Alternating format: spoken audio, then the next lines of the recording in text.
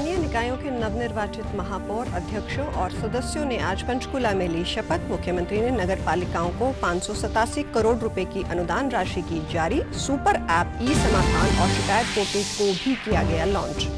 मुख्यमंत्री ने शहरों को आत्मनिर्भर बनाने का दिया संदेश। निकायों में महिलाओं की बड़ी भागीदारी पर जताई खुशी। कहा, सामाजिक कार्यों के लिए दलगत राजनीति से ऊपर उठकर करें काम।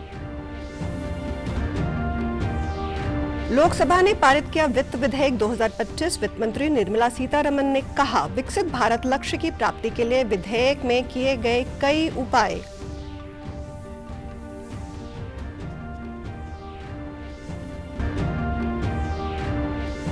इनेलो की नई राष्ट्रीय और प्रादेशिक संगठन इकाइयों की हुई घोषणा। अभय सिंह चौटाला को बनाया पार्टी का नया राष्ट्रीय अध्यक्ष। नमस्कार, मैं हूं शैली तनेजा। अब समाचार विस्तार से।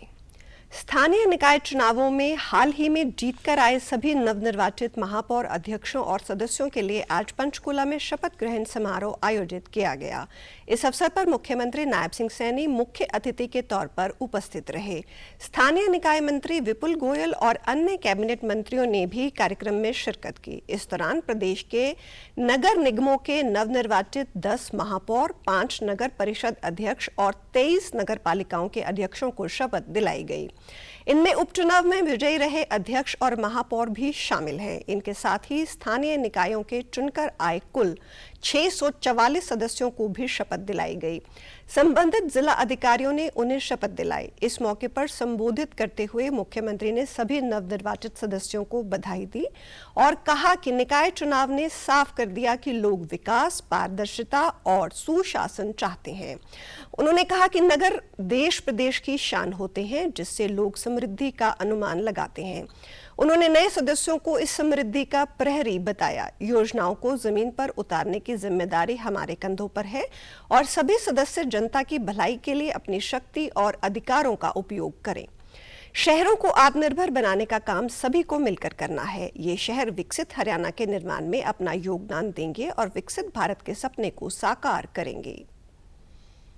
कि आप अपनी शक्ति, अपने अधिकारों और उपयोग जनता की भलाई के लिए हम दिन रात आगे बढ़ करके लगाने का काम करें। आप हरियाणा प्रदेश की इस समृद्धि के प्रहरी हैं। मुझे भी खुशी है कि हमारे पालिकाओं के प्रतिनिधियों की भूमिका केवल बुनियादी सुविधाएं प्रदान करने तक ही सीमित नहीं है, बल्कि आपको अपने शहरों को आत्मनिर्भर बनाने का काम भी हमने मिलकर के करना है।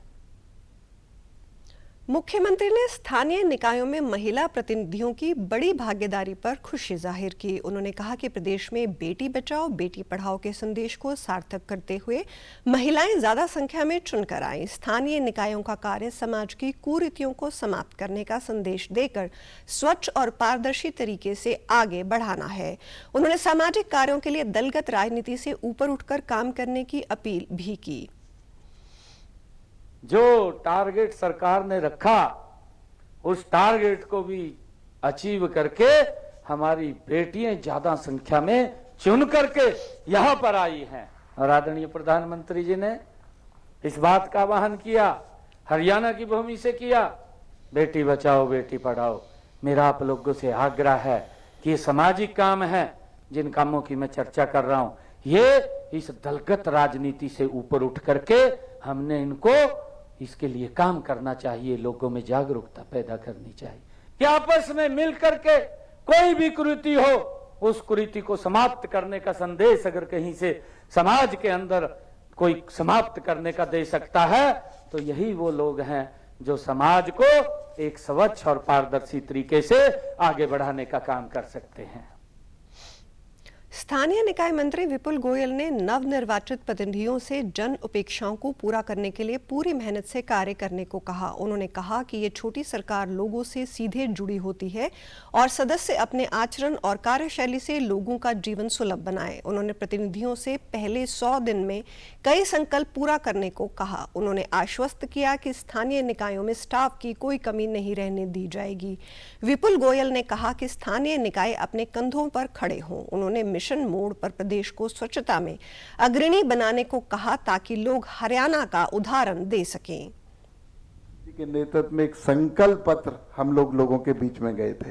21 उसके पॉइंट थे, तो आप लोग भी ये सुनिश्चित करें 100 दिन का एक संकल्प तय करें कि इसके अंदर जो हमने 21 संकल्प जो उसके अंदर संकल्प पत्र में दिए थे और अपने लोकल संकल्प पत्र को देखते हुए अपनी कार्यवाही की शुरुआत करें। आप सब लोग जब डायरेक्ट कनेक्ट होके, चाहे सफाई की व्यवस्था हो, चाहे छोटी छोटी व्यवस्था हो, क्योंकि आप ही एक ऐसी कड़ी हैं जो कि जनता के बीच में डायरेक्ट संवाद पैदा करती है। तो एक मिशन मोड पर हमारे हरियाणा को स्वच्छता के अंदर अग्रणी करना, नंबर 1 पर ले जाना, ये भी आपके कंधों पर दायित्व है। आप लोगों से निवेदन करूंगा कि स्वच्छता के कार्यों में सुबह शाम दिन रात लगकर इस स्वच्छता के जो हमारी रेटिंग है उसे भी बढ़ाना है।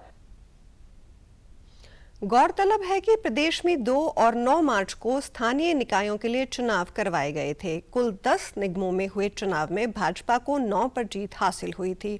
चारों नगर परिषद में भी भाजपा विजयी रही। इन चुनाव में नवनिर्वाचित महिलाओं की संख्या निर्धारित सीमा से कई अधिक रही। 10 में से 7 महिला महापौर चुनकर आई हैं। नगर पालिका और परिषद में कुल 14 महिला अध्यक्ष बनी हैं। साथ ही 262 महिला सदस्य चुनकर आई हैं। इस अवसर पर मुख्यमंत्री नायब सिंह सैनी ने नगर पालिकाओं की राज्य वित्त आयोग की 587 करोड़ रुपए की अनुदान राशि जारी की। मुख्यमंत्री ने नगर पालिकाओं की नागरिक सुविधाओं को सुलभ और त्वरित बनाने के लिए सुपर ऐप ई समाधान को भी लॉन्च किया। शिकायतों के निवारण के लिए पोर्टल भी लॉन्च किया है। विभाग के कार्यक्रमों के प्रसार के लिए एक अन्य ऐप अर्बन कनेक्ट को भी मुख्यमंत्री ने लॉन्च किया है। लोकसभा ने आज वित्त विधेयक 2025 को पारित कर दिया है। इस विधेयक का उद्देश्य वित्त वर्ष 2025-26 के लिए केंद्र सरकार के वित्तीय प्रस्तावों को प्रभावी बनाना है। विधेयक पर चर्चा का जवाब देते हुए केंद्रीय वित्त मंत्री निर्मला सीतारमण ने कहा कि वित्त विधेयक 2025 करदाताओं के सम्मान और व्यापार को आसान बनाने के लिए अभूतपूर्व कर राहत प्रदान करता है। नई कर व्यवस्था के तहत 12 लाख रुपए तक की आय पर कोई कर नहीं लगेगा। देश के लोगों की अपेक्षा और 2047 तक विकसित भारत के लक्ष्य को प्राप्त करने के लिए इस वित्त विधेयक के माध्यम से कई उपाय किए हैं। Has under the new tax regime come with a proposal that there will be now zero income tax payable for income up to 12 lakh rupees. So that is an average of 1 lakh rupee per month salary, which is going to be tax-free, completely tax-free. So for the salaried taxpayers, this limit technically will be even higher. At 12.75 lakhs, which is inclusive of the 75,000 rupees standard deduction, and the marginal relief that is going to be applied for the taxpayers, कि केंद्रीय budget 2025-26 का उद्देश्य कच्चे माल पर शुल्क कम करके घरेलू उत्पादन को बढ़ावा देना और निर्यात प्रतिस्पर्धा को बढ़ाना है। इस वित्त विधेयक में औद्योगिक वस्तुओं के लिए 7 सीमा शुल्क दरों को हटाने का भी प्रस्ताव है। वित्त मंत्री ने कहा कि विधेयक में सरकार ने इलेक्ट्रिक वाहनों के लिए बैटरी निर्माण को बढ़ावा देने के लिए 35 उत्पादों को छूट प्राप्त शुल्क सूची में शामिल करने का भी प्रस्ताव किया है। इसके अलावा मोबाइल फोन बैटरी के निर्माण के लिए 28 अतिरिक्त पूंजीगत वस्तुओं पर भी शुल्क में छूट दी जाएगी। सरकार ने 1 अप्रैल 2030 से पहले शामिल होने वाले स्टार्टअप को मिलने वाले लाभों की अनुमति देने के लिए निगमीकरण की अवधि को 5 साल तक बढ़ाने का भी प्रस्ताव किया है। Further simpler by removing this 5% condition for monitoring indirect investment, because it becomes too cumbersome for them to search for who the investor is indirectly, and that itself hampers investment, so we are removing that. Clarificatory amendments in the provisions for IFSC's provisions and presumptive taxation for service providers for electronic manufacturing units is also being brought in as government amendment. And the third one, for clarity and consistency, a government amendment is coming in for small changes in the block assessment provisions, and then the 6% equalization levy, which was being proposed, which was in effect for advertisement and other things, is being proposed to be removed. Fatehabad के गांव भरपूर के प्रगतिशील किसान नरेंद्र बजाज को कृषि क्षेत्र में उत्कृष्ट योगदान के लिए मुख्यमंत्री द्वारा सम्मानित किया गया है। हाल ही में करनाल में आयोजित मेगा सब्जी एक्सपो में उन्हें द्वितीय पुरस्कार मिला है। उनकी मेहनत और समर्पण ने क्षेत्र के अन्य किसानों के लिए भी प्रेरणा का काम किया है। इस मौके पर मुख्यमंत्री और बागवानी विभाग का धन्यवाद करते हुए उन्होंने कहा कि वो अपनी 52 एकड़ भूमि पर आलू उगाते हैं, जिस पर उन्हें प्रति एकड़ करीब 2 से 2.5 लाख रुपए तक का मुनाफा होता है। सरकार ने किसानों के लिए जो योजनाएं लागू की हैं, वे उनका सीधा लाभ उठा रहे हैं। उन्होंने कहा कि विभाग में हमें नई तकनीकों की जानकारी देकर हमारी मेहनत को पहचान दी। 52 एकड़ तो अकेला आलू ही लगाया हुआ है और 4 एकड़ प्याज लगाए हुए हैं, जो कि फुहारा सिंचाई द्वारा लगाए गए हैं। बाकी गेहूं तो मैंने 3 एकड़ में ही बीजी हुई है। मुझे जो ये प्राइज दिया गया हुआ है मुख्यमंत्री द्वारा, ये आलू के क्षेत्र के लिए दिया गया है। बाकी मैं मुख्यमंत्री हरियाणा सरकार का धन्यवाद करता हूं, जो किसानों के लिए बहुत अच्छा काम कर रही है। मैं नए किसानों को तो ये कहना चाहूंगा कि आप पहले थोड़े से क्षेत्र में 5, 7, 10 एकड़ से स्टार्ट करें आलू, उसके बाद उसको बढ़ाएं। आलू बीजने से एक तीसरी फसल मूंग की भी ली जा सकती है, जिससे किसानों का आमदन इससे और बढ़ेगी। अन्य किसान रामकिशन और सुरेश पूनिया ने भी नरेंद्र बजाज को मिली इस उपलब्धि पर खुशी जाहिर की। उन्होंने कहा कि हमने आलू उत्पादन और अन्य फसलों की खेती के बारे में उनसे बहुत कुछ सीखा है। उनकी मेहनत और ज्ञान से आज हम भी 5 से 10 एकड़ भूमि पर सफलतापूर्वक आलू उत्पादन कर रहे हैं। हरियाणा सरकार की किसान हितैषी योजनाएं और बागवानी विभाग के प्रयासों से राज्य में किसान आधुनिक तकनीकों को अपनाकर अपनी आय को कई गुना बढ़ा रहे हैं। मुख्यमंत्री द्वारा किसानों को प्रोत्साहित करने के उद्देश्य से ऐसे कार्यक्रमों का आयोजन करना सराहनीय कदम है, जिससे अन्य किसान भी प्रेरणा ले सकें। हमें इस चीज पर बहुत गर्व महसूस हो रहा है। और ये सिर्फ आलू ही नहीं, दूसरी सब्जी जैसे प्याज की खेती करते हैं, तो ये हर आदमी को जो इनके टच में होता है उनको इसके प्रति बहुत सहायता करते हैं। ये इनका लगभग मेरे ख्याल से 20 साल हो गए, अब 50 किले के आसपास पहुंच गए होंगे। नरेंद्र जी के साथ काम करता रहा हूँ, कई साल से काम कर रहा हूँ। इनको कम से कम 20 साल से ऊपर हो गए। इनको पुरस्कार भी मिला है हरियाणा सरकार की तरफ से दूसरे नंबर पर। हमारा लगभग 10-12 किले के लगभग करता हूँ हर साल ही। जिला नूंह की चारों अनाज मंडियों में सरसों की 414 मैट्रिक टन की आवक हुई है, जिसमें से 345 मैट्रिक टन की खरीद हो चुकी है। जिला उपायुक्त विश्राम कुमार मीणा ने कल अनाज मंडी नूंह का दौरा कर जरूरी दिशा निर्देश दिए। उन्होंने कहा कि 15 मार्च से सरसों की खरीद शुरू हो चुकी है और 5,950 रुपए की एमएसपी प्रति क्विंटल हो रही है। 1 अप्रैल से गेहूं की फसल की भी खरीद होगी। उन्होंने किसानों से अपनी फसल को सुखाकर मंडियों में लाने को कहा। उन्होंने बताया कि सरकार की हिदायतें अनुसार सरसों की खरीद की जा रही है और संपूर्ण व्यवस्थाएं कर ली गई हैं, ताकि किसानों को किसी प्रकार की असुविधा ना हो। किसी भी किसान को परेशान नहीं होने दिया जाएगा। चारों मंडियों पर खरीद के लिए नोडल अधिकारी तैनात किए गए हैं। उन्होंने मंडी में सफाई के अभाव को लेकर अधिकारियों को फटकार लगाई। इस दौरान पत्रकारों से बातचीत में फसल पंजीकरण में खामियों को लेकर उन्होंने कहा कि नूंह जिले के तकरीबन 10,000 एकड़ भूमि पोर्टल पर पंजीकरण की जांच की जाएगी। वह स्वयं 3 गांव रवा, साकरस तथा पिनगवा का दौरा कर हकीकत का पता लगाएंगे। उन्होंने कहा कि कृषि और राजस्व विभाग के पटवारी किसानों की समस्याओं का नियमित समाधान करेंगे। किसानों के साथ किसी प्रकार की भी गड़बड़ी को बर्दाश्त नहीं किया जाएगा और दोषियों के खिलाफ सख्त कानूनी कार्रवाई की जाएगी। एमएसपी है वो 5,950 रुपये सरकार ने तय किया है और हमारी सारी मंडियों में खरीद शुरू हो गई है। 15 मार्च से ही सरसों की खरीद सरकार ने घोषणा कर दी थी और 1 अप्रैल से गेहूं की खरीद की घोषणा की हुई है। पर 15 मार्च के करीब जो है वो सरसों में मॉइस्चर जो है वो ज्यादा होने के कारण खरीद नहीं शुरू हो पाई थी।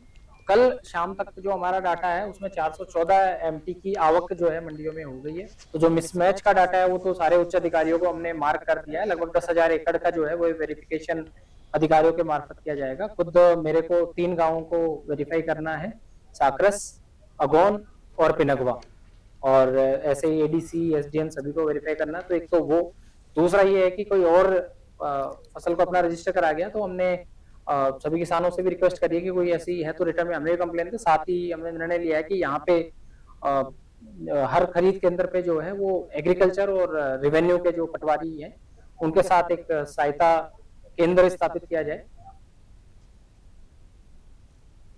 प्रदेश के कैबिनेट मंत्री अनिल विज ने बताया कि अंबाला में टांगरी नदी तल को अंबाला छावनी में 6 फुट गहरा करने का काम शुरू कर दिया गया है। नदी का तल 6 फुट गहरा होने से बरसात के मौसम में पानी ओवरफ्लो नहीं होगा। उन्होंने बताया कि नदी तल पहले से भी ज्यादा गहरा होने से पानी आसानी से अंबाला छावनी क्षेत्र से निकलेगा, जिससे आसपास बसी दर्जनों कॉलोनियों के हजारों निवासियों को सुरक्षा मिलेगी। उन्होंने बताया कि बरसातों से पहले इस कार्य को पूरा कर लिया जाएगा। अंबाला छावनी में टांगरी नदी क्षेत्र से निकाली गई रेत नेशनल हाईवे अथॉरिटी के अधीन चल रहे अंबाला रिंग रोड प्रोजेक्ट में उपयोग की जाएगी। इसके अलावा नदी का बांध जगाधरी रोड तक 2.67 करोड़ रुपए की लागत से पक्का व ऊंचा किया जाएगा।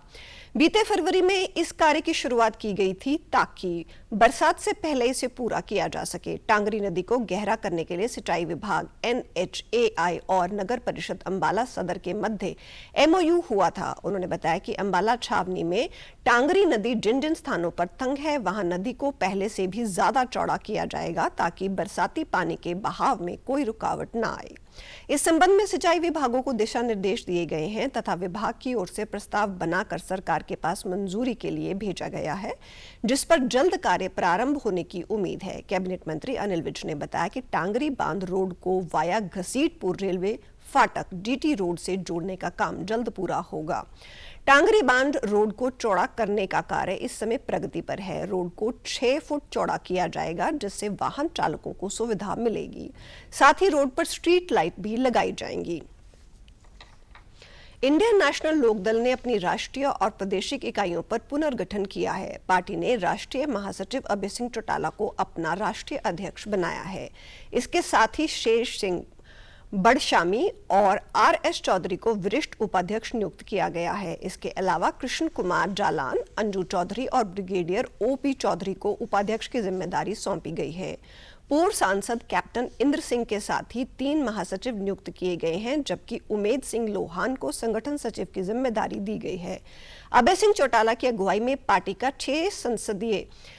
6 सदस्यीय संसदीय बोर्ड कार्य करेगा, जिसमें शेर सिंह बड़शामी, रामपाल माजरा, प्रकाश भारती शामिल हैं। पार्टी ने 6 राज्यों में अपने प्रदेश अध्यक्षों की भी घोषणा की है। हरियाणा की जिम्मेदारी वर्तमान अध्यक्ष रामपाल माजरा के पास ही रहेगी। इसके अलावा पार्टी की प्रदेश इकाई, जिला इकाई और प्रदेश कार्यकारिणी के सदस्य की घोषणा भी की गई है।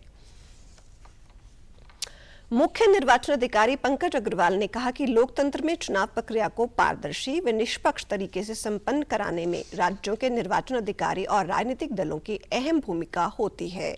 इसी कड़ी में सभी हिस्सेदारों के साथ बैठकों का आयोजन किया जा रहा है। उन्होंने बताया कि देश भर में 4123 ERO अपने अपने विधानसभा निर्वाचन क्षेत्रों में मतदान केंद्र स्तर पर लंबित किसी भी मुद्दों का समाधान करने के लिए सर्वदलीय बैठकों कर रहे हैं। राष्ट्रीय और राजकीय राजनीतिक दलों की सक्रिय भागीदारी के साथ ये बैठकें पहले ही शुरू हो चुकी हैं।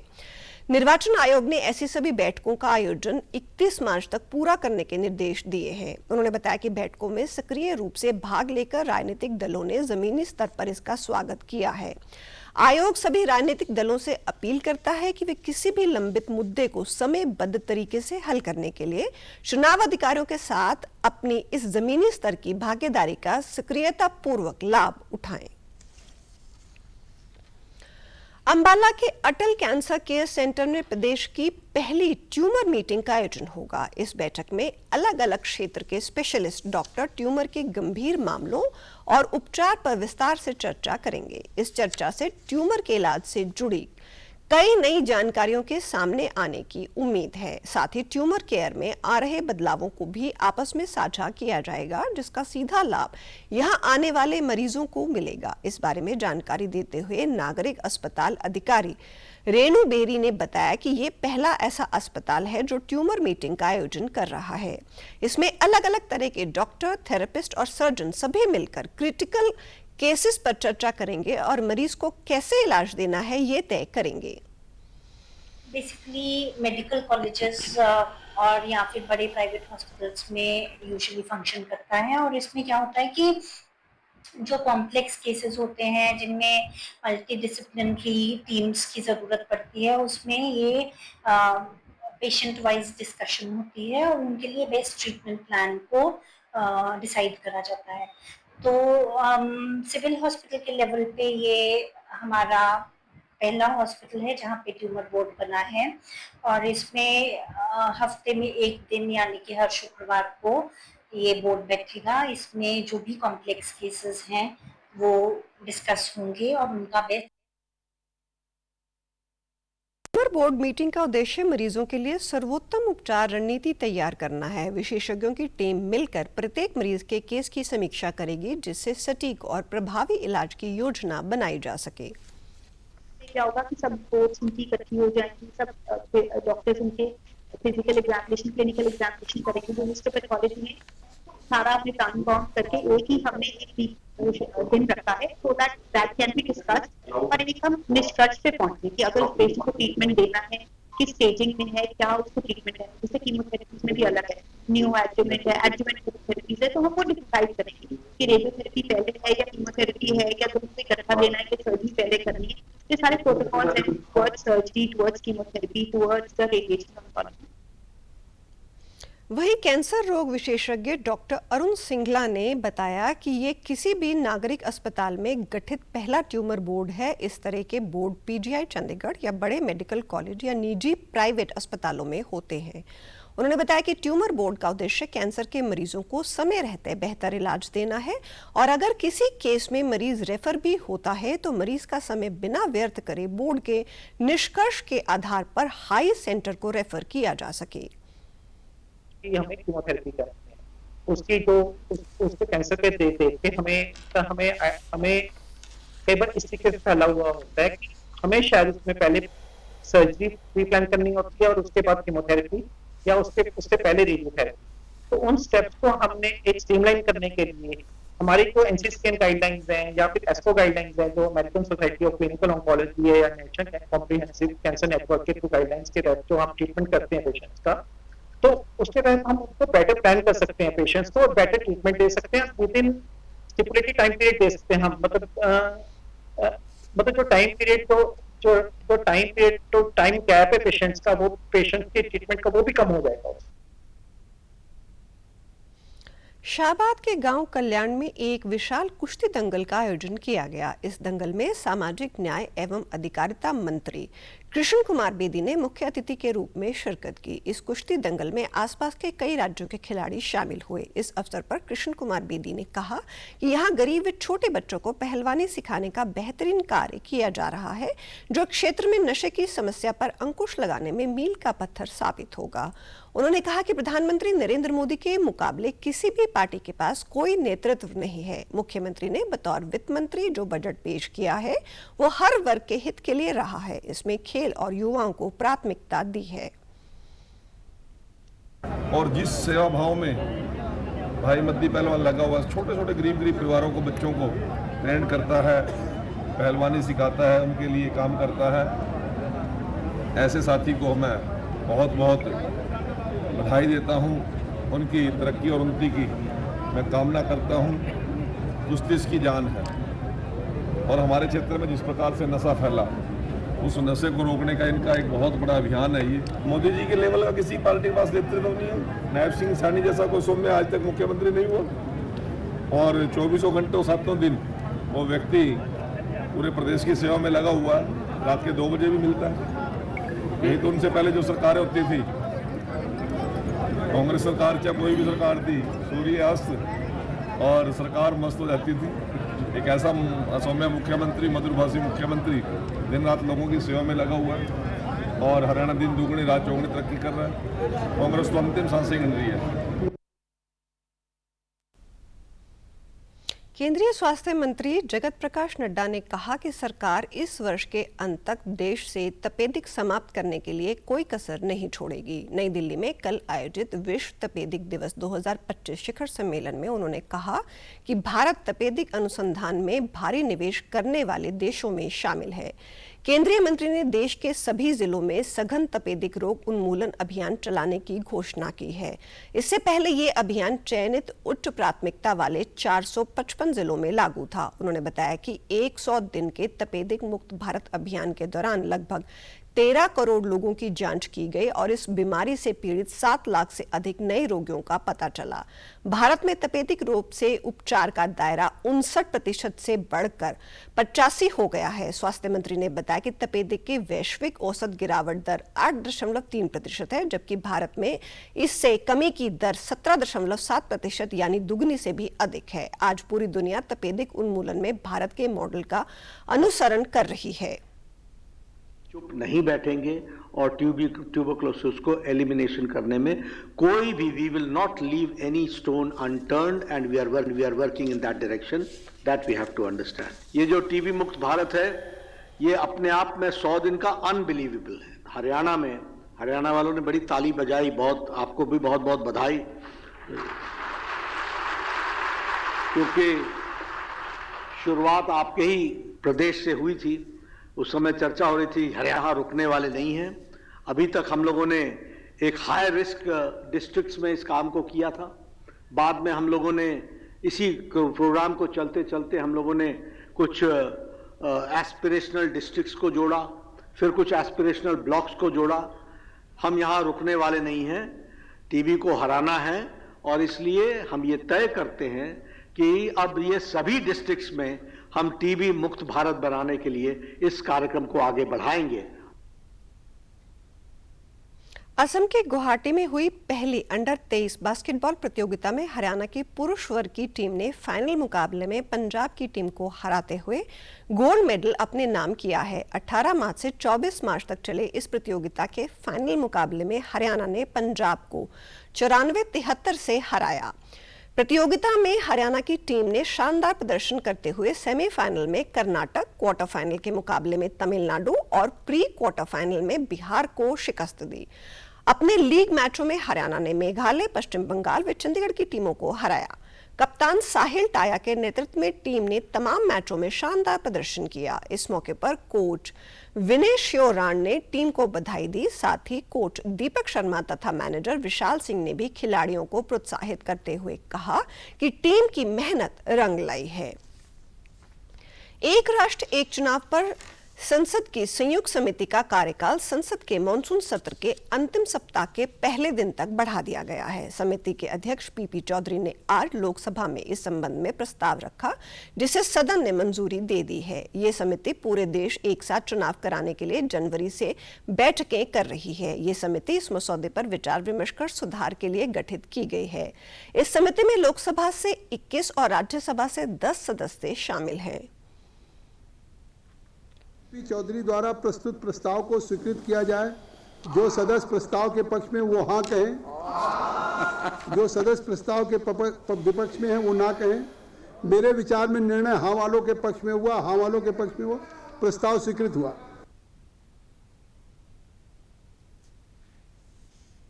केंद्र सरकार ने संसद के वर्तमान और पूर्व सदस्यों के वेतन, दैनिक भत्ता और पेंशन में वृद्धि की घोषणा की है।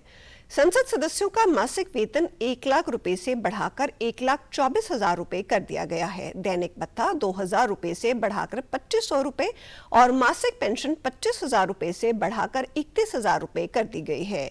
ये वृद्धि 1 अप्रैल 2023 से प्रभावी होगी। संसदीय कार्य मंत्रालय ने इस संबंध में आधिकारिक अधिसूचना जारी कर दी है। प्रधानमंत्री नरेंद्र मोदी ने इस महीने की 30 तारीख को आकाशवाणी पर प्रसारित होने वाले कार्यक्रम मन की बात के लिए नागरिकों से सुझाव मांगे हैं। ये इस मासिक रेडियो कार्यक्रम की 120वीं कड़ी होगी। एक सोशल मीडिया पोस्ट में प्रधानमंत्री ने कार्यक्रम के लिए बड़े पैमाने पर सुझाव मिलने पर प्रसन्नता व्यक्त की। उन्होंने कहा कि ये सुझाव सामाजिक भलाई के लिए सामूहिक प्रयासों की शक्ति को दर्शाते हैं। लोग इस कार्यक्रम के लिए अपने विचार और सुझाव टोल फ्री नंबर 1800-117800 के माध्यम से दे सकते हैं और नरेंद्र मोदी ऐप या MyGov ओपन फोरम के माध्यम से ऑनलाइन भी अपने सुझाव साझा कर सकते हैं। सुझाव इस महीने की 28 तारीख तक स्वीकार किए जाएंगे। कार्यक्रम का प्रसारण आकाशवाणी और दूरदर्शन के समूचे नेटवर्क, आकाशवाणी समाचार की वेबसाइट और news on AIR mobile app पर भी प्रसारित किया जाएगा। समाचारों में आज इतना ही। नमस्कार।